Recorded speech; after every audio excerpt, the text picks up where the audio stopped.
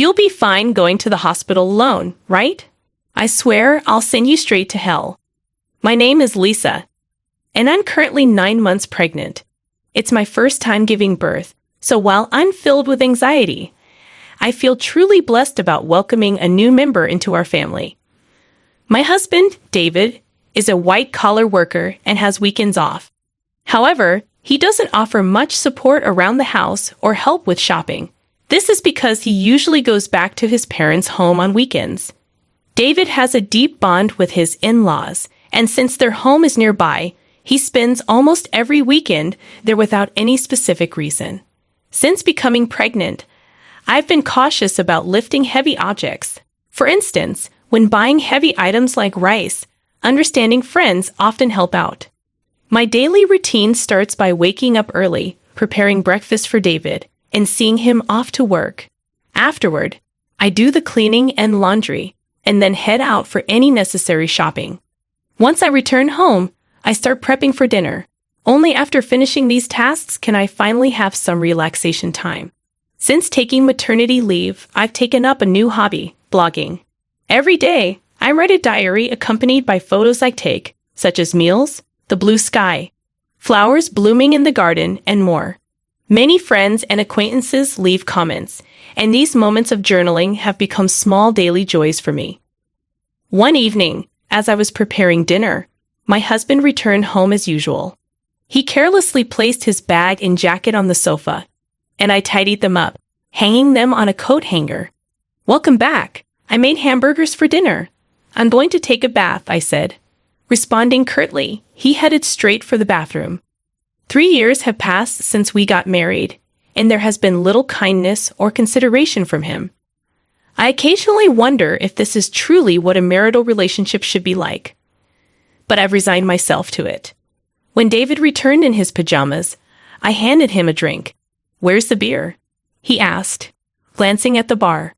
I hinted, "Sorry, I forgot to buy it today. I'll get some tomorrow." Seriously. Go to the convenience store now.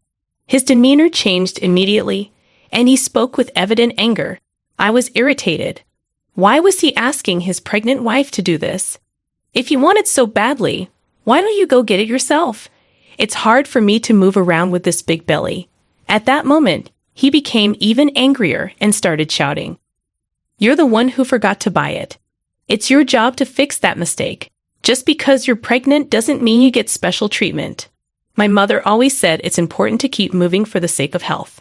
Knowing that he doesn't calm down easily when he's angry, I reluctantly decided to go to the convenience store. Once I arrived, I bumped into Sarah, a neighbor. "Oh, Sarah, good evening." "Good evening, Lisa. Did you forget to buy something too?" "I ran out of sauce, so I came here." Sarah's cheerful voice slightly lifted my spirits. My husband really wanted beer, and he told me to buy it. Why didn't he just go himself? That's what I said, but it didn't get through to him. "It sounds like you're having a tough time, Lisa." After walking together for a bit, Sarah and I parted ways at a crossroad. When I returned home, David was lounging on the sofa, watching TV, having not even cleaned up after dinner. "Why did it take you so long? What were you dawdling around for? Give me the beer." David's disgruntled voice and his insensitive remarks made my heart ache. However, I handed him the beer without a word and began cleaning up after the meal. How could he say such things to me, especially when I'm pregnant? I felt the urge to retort, but I didn't want another shouting match, so I remained silent. Afterward, I had my dinner, took a relaxing bath, and headed to the bedroom. The next morning, David acted as if nothing had happened. It seems he's the type to forget everything after a good night's sleep. However, I couldn't forget his words from the previous night, and I consciously ignored him. "Why are you making that face so early in the morning? Don't take it out on me. I'm heading to work now, so be a bit considerate. You know the importance of appreciation, right?" Due to what he said, I was filled with the urge to retort, "That applies to you, doesn't it?" But out of shock and disbelief, all I could do was sigh deeply and see him off. "Be careful, right? I won't eat dinner tonight. See you." Without any explanation, David left in a hurry. After seeing him off, I took care of household chores and went shopping as usual. However, since David mentioned he wouldn't be having dinner, I decided to prepare something simple just for myself. Then, as I was about to start my meal alone in the evening, I heard David's unexpected return and rushed to the entrance. "I'm back. Thanks for your hard work. But you said you didn't need dinner today, right?" "Yeah, but my drinking party got canceled. I'm hungry. You have something to eat, right?" "Well, I only prepared a meal for myself today." Upon hearing this, David's face contorted with anger. "Didn't you even consider the possibility I might come back? This is unbelievable." Saying that, he moved to the dining table, and upon seeing the dinner I prepared, his mood worsened. "What do you call this a meal? I seriously question if you're properly doing your duties as a housewife. Don't waste the money I'm working for." I quickly prepared something for myself. "Please don't get mad like this. Maybe you should learn proper cooking from my mom. Honestly, I've always found your cooking lacking." Again, he always compares me to his mother. Doesn't he realize how hurtful these comparisons can be? "I can't eat this. Go buy something." Hearing this, my heart sank further. What does he think of me? It's already night, and I've taken a bath. Can't you go buy it yourself? Forget it. You forgot to buy beer yesterday, didn't prepare dinner today. It's so frustrating. I'm going back to my parents' place. David stormed out and left alone in the house. I strangely felt a sense of relief. The next morning, as I expected, I received an angry call from David's mother. "How can you not serve David a proper meal? This feels like moral harassment, if not worse." I explained what happened yesterday, but she wasn't accepting it. So I apologized and ended the call. After the call, my mood plummeted. Since David wasn't home, I decided to have a leisurely late brunch. However, the thought of David coming back tonight weighed on my mind. Considering yesterday's events, I decided to make tonight's dinner special. I shopped with more care than usual, picking out ingredients and adding David's favorite beer to the cart. I was determined to prepare a dinner that would earn David's praise. I shortened my blog update time a bit to allocate more time to cooking. After dedicating ample time to preparations, the table was set beautifully, as if it was a special occasion. Looking at it, I felt a sense of accomplishment and couldn't help but praise myself. With this, he should definitely be satisfied. I waited patiently in the dining room for David to come home, but as time passed, there was no sign of him. I tried contacting him several times via my smartphone, but there was no response, and I became more worried as the clock continued to tick. 1 hour, then 2 hours passed, and I began to get anxious. Did he possibly go to his parents' house? Thinking this, I called David's parents to check, but they said he hadn't come there either. I tried calling David multiple times, but still, there was no response. As midnight approached, just when I was considering contacting the police, a staggering David returned home. He seemed clearly drunk. "I'm home, hiccup." I rushed to the entrance in concern and found David lying on the hallway floor. "What happened? Are you okay?" Hearing my voice, he responded angrily, "Too loud, go away." He then staggered towards the dining room. When I tried to support him, he forcefully shook off my hand. "Don't touch me. Don't come near me with that ugly face. To think you're my wife." In his drunken state, he spat out those words and then just lay down right there. Those words were beyond shocking. Why? Why can't he consider others' feelings? His remarks hurt me deeply, and I was filled with thoughts of maybe he no longer sees me as family. Tears welled up in my eyes. I put so much effort into cooking, it was all for nothing. With that thought, I had my dinner alone and enveloped in loneliness. The next morning, David woke up as if nothing had happened. "My head hurts. I guess I drank too much." "But why did you leave me in the hallway?" "You chose to lie down there, David. It's not my fault." "Aren't you my wife? At least take care of me when I'm drunk." David's words made me wonder why he always blames me right away. If you weren't going to eat at home, you could have at least let me know. I had prepared a nice meal, and I called you multiple times. Why didn't you answer? Then David replied nonchalantly, "My drinking party from the day before got rescheduled to yesterday." Do I have to report everything? Besides, you know how hard it is to pick up the phone during a gathering. Think about my situation. With every word David said, my heart got colder and my expectations of him diminished. That way, I won't feel hurt or disappointed anymore. This thought lingered in my mind that I'm taking a break and going back to my parents' home tomorrow. Being with you lately feels unpleasant and boring. Seeing David's attitude of looking down on me made me increasingly consider the option of divorce. Our baby is due soon, and my heart races in anticipation.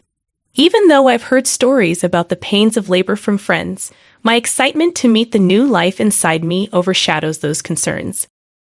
The neighbors often encourage me with words like, "It's just a little while longer," which brightens my mood. Hey, want to go on a family trip soon after David returned home? He made a surprising suggestion. Really? But I'm talking about a family trip. My mom and dad want to join. I was taken aback. Why would parents make such a proposal? Tensions exist between me and David's parents whenever there's an issue concerning David.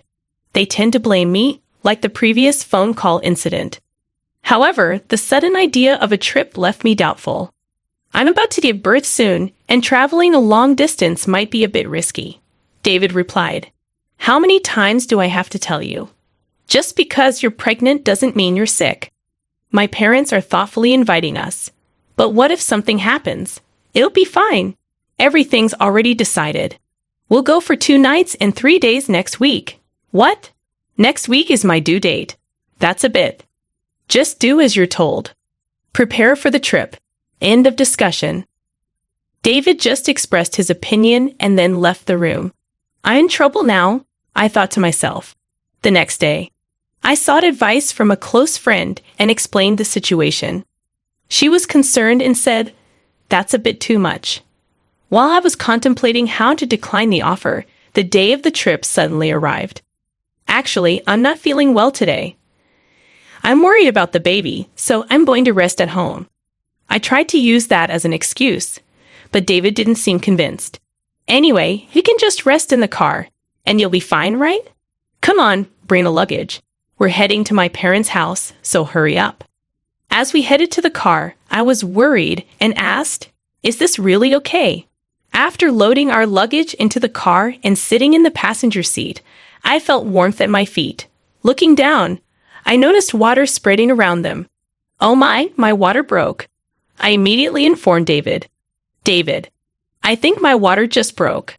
Please take me to the hospital quickly." Taken aback by the situation, David exclaimed, "Are you serious?" "Yes, I'm serious. We need to go to the hospital now. The baby might be coming." While trying to clean up the water with a towel in the car, David suddenly opened the passenger door. "David, what are you doing? We need to go to the hospital. Get out, you're going to make a mess in the car." I was in complete shock. "What are you saying?" I said, "Get out. I need to clean the car." Then David forcefully pulled me out of the car. In this unbelievable situation, David said, "I can't believe this. We were supposed to be on a family trip. Just go to the hospital by yourself." I was too shocked to say anything as I called out to David, "Wait, how can you leave me here like this?" He drove away, leaving me behind. Feeling overwhelmed, I quickly dialed for an ambulance. When someone approached, asking, "Lisa, are you okay?" It was Sarah, looking concerned. Sarah immediately recognized my predicament and arranged for a special taxi, comforting me throughout. Grateful for her kindness, tears streamed down my face. Soon after, I safely arrived at the hospital, thanks to Sarah's help. On the way, she held my hand and cheered me up, staying by my side until I was taken to my room. While being transferred, I made a silent vow. I will make him pay for this. Even as labor pains grew, Sarah kept holding my hand.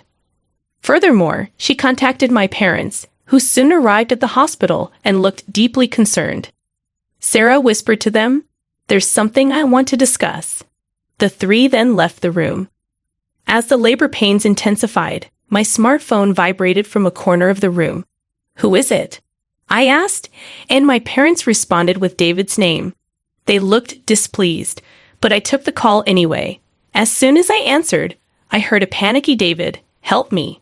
However, I was in no state or mood to converse with him and promptly ended the call. Despite my parents turning off my phone, David continued to send messages. As labor intensified, I was finally moved to the delivery room. After enduring the pain for some time, I finally heard my baby's cries. Exhausted, I saw my parents and Sarah standing before me with warm smiles. Relieved, I closed my eyes and rested. When I woke up after a few hours of sleep, I found myself lying in the hospital bed. Rubbing my eyes, I noticed my parents sitting next to me, their faces filled with concern. "Are you okay?" My mother asked gently. Still feeling the weight of exhaustion, I couldn't muster the energy to sit up, while my father looked teary-eyed. My mother consoled him, saying, "The postpartum period can be exhausting." Witnessing this heartwarming scene, a smile formed on my face. "How's the baby?" I inquired. My parents informed me that the baby was undergoing some tests but would be back in the room soon. However, I noticed Sarah wasn't present. Responding to my unspoken question, my mother remarked, "Sarah left a little while ago." Thinking about how things might have turned out had Sarah not been there, a feeling of gratitude settled over me. I made a promise with my parents that after being discharged, I would visit Sarah to express my gratitude. Turning on my smartphone to inform my friends about the birth, I was met with an overwhelming number of missed calls, mostly from David. The sheer number left me momentarily stunned, but I felt no hope or expectation from his calls. So I closed the notifications without hesitation. One of my friends visited the hospital room to congratulate me on the birth. As she rejoiced and extended her genuine wishes, I opened up about the recent incidents with David. After hearing the story, she expressed both shock and anger, half-jokingly saying she'd like to punish him a bit. But she also emphasized that my health and rest were paramount, chatted with me for a while, and then left. My parents, already briefed by Sarah about the whole episode, asked, "What are you planning to do next?"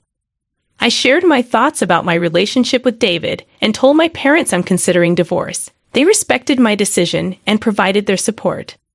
Upon my discharge, I planned to stay at my parents' house, where they had prepared a room for me. Meanwhile, David seemed to have visited the hospital, but as I had informed the hospital staff that I didn't wish to see him, he wasn't allowed in. The next day, Sarah came to my hospital room holding a fruit basket. "Sarah, you came!" I exclaimed with delight. "You seem to be recovering well, but remember not to overexert yourself. Postpartum fatigue can be quite profound," she advised. Feeling comforted by Sarah's words, I sighed with relief, taking the fruit basket from her. "Sarah, thank you so much for helping me. I don't know what would have happened if you weren't there." I expressed my deep gratitude as I bowed deeply. Sarah gently laughed, saying, "What's most important is that both you and the baby are healthy. I just want a small hand. Regardless, I'm forever grateful. Once things settle down, I'll come over to thank you properly." Sarah laughed warmly in response. "You know, I've talked to my husband about what happened. He seemed quite furious." From her words, I could somewhat deduce David's situation. "Sarah, I'm truly sorry for dragging you into this mess," I admitted. "Don't worry. Remember who you owe for being able to work at your current company. This incident is truly hard to forgive." At that moment, I heard a stern tone in Sarah's voice for the first time. Sarah was actually the wife of the CEO at the company where my husband worked. When we first moved to this residential area, I had no idea about this fact. However, as we frequently encountered each other at the local supermarket, shops, and occasionally at convenience stores, we gradually became closer. We even began to enjoy tea together, and during these sessions, I learned about the nature of her husband's job. On the other hand, my husband was completely unaware of this background. This was because he didn't even accompany me for our initial neighborhood greetings and didn't prefer interacting with our neighbors. Sarah had previously told me gently, "I don't want to cause any trouble, so don't tell your husband," and I had respected that request. Knowing that I was pregnant and still being forced to endure my husband's unreasonable behavior, Sarah had several times suggested, "Should I talk to my husband about this?" However, I had always declined, not wanting to trouble her. But with this recent incident, perhaps even Sarah reached her limit. That's why my husband kept calling Sarah. "I really can't thank you enough for everything." Sarah's strong words made me realize how fortunate I was to have someone who'd go to such lengths for me. I couldn't help but tear up. Seeing my reaction, Sarah once again gave me a warm smile. "Lisa, you're a dear friend to me. I can't just stand by and watch when something like this happens to a friend." Our conversation was filled with heartfelt smiles. However, my husband's messages didn't stop despite the barrage of notifications. Online, I consciously ignored them all. Thinking about the divorce made my mind clear, and all I wanted was to think about how to live my life with my baby. As I was preparing to leave the hospital, a close friend visited my room, handing me her smartphone and saying, "I want you to see this." Displayed on her phone was a post that had become a major topic on a certain social media platform. When I asked what it was about, she informed me that she had posted about my husband's recent actions on social media.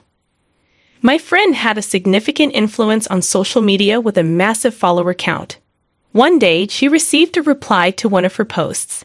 The follower who replied had, by chance, captured a video of the scene where I was yelled at by my husband after being let out of the car. The follower, wanting to protect my privacy, blurred my face in the video, and, with my friend's permission, shared it online. The video spread like wildfire, and as a result, personal details about my husband and even his company were identified. Currently, my husband seems to be under a barrage of criticism online. What? I had no idea it had escalated to this level. My friend, smiling gently, remarked. "Well, they brought it upon themselves, didn't they? My husband's actions and their consequences were all a result of choices he made."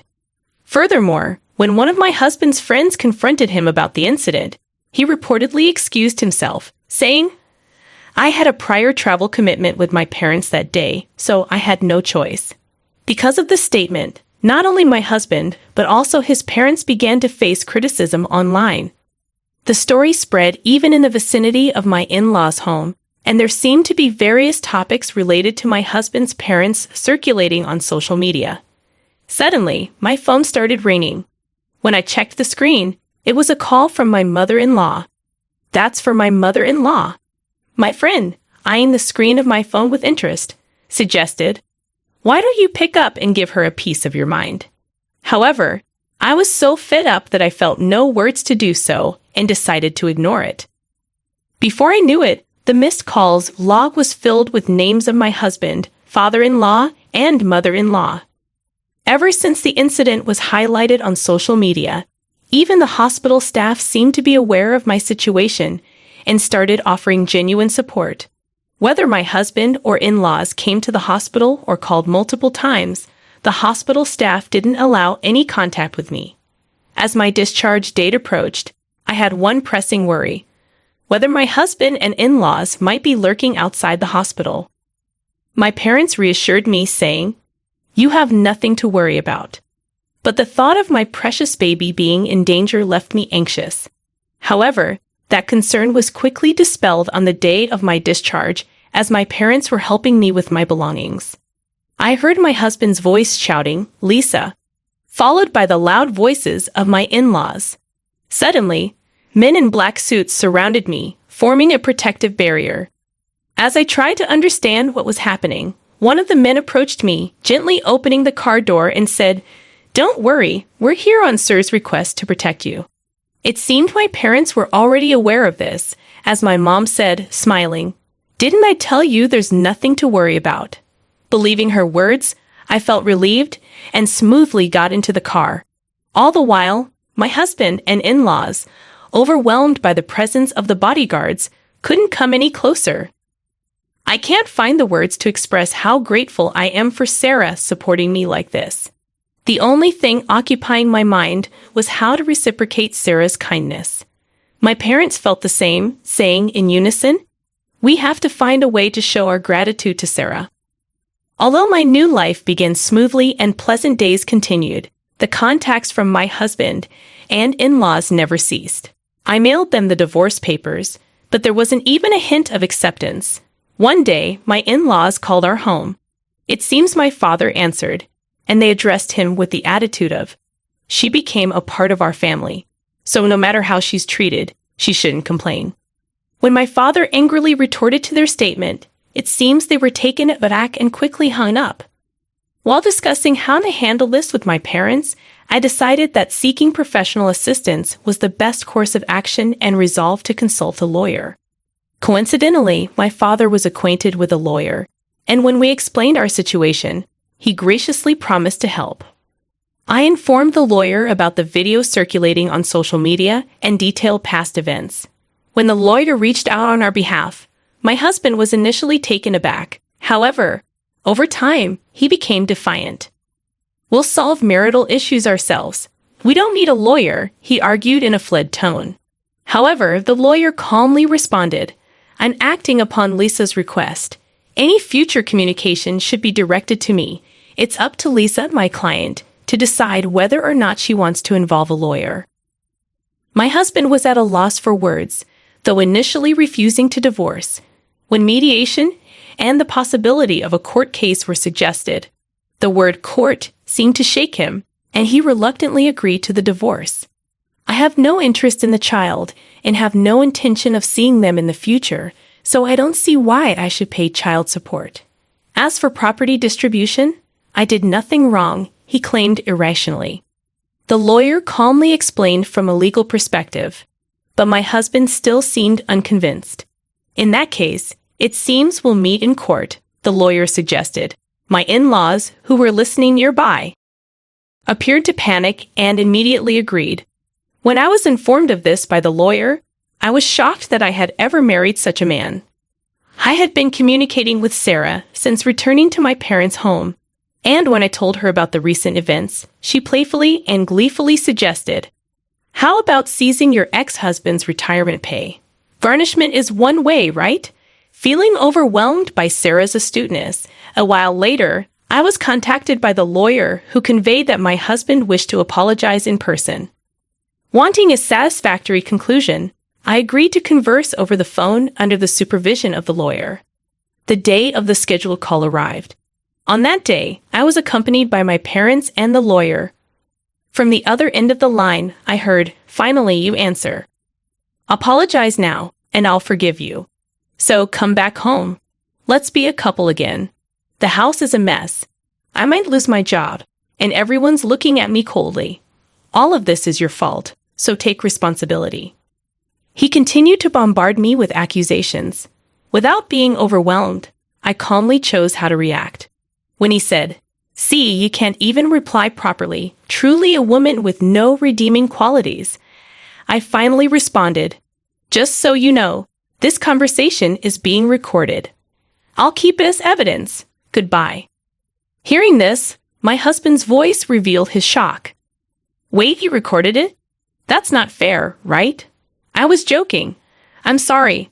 I can't live without you. Let's start over. We truly loved each other, right? I promise I'll try harder from now on." After hearing those words,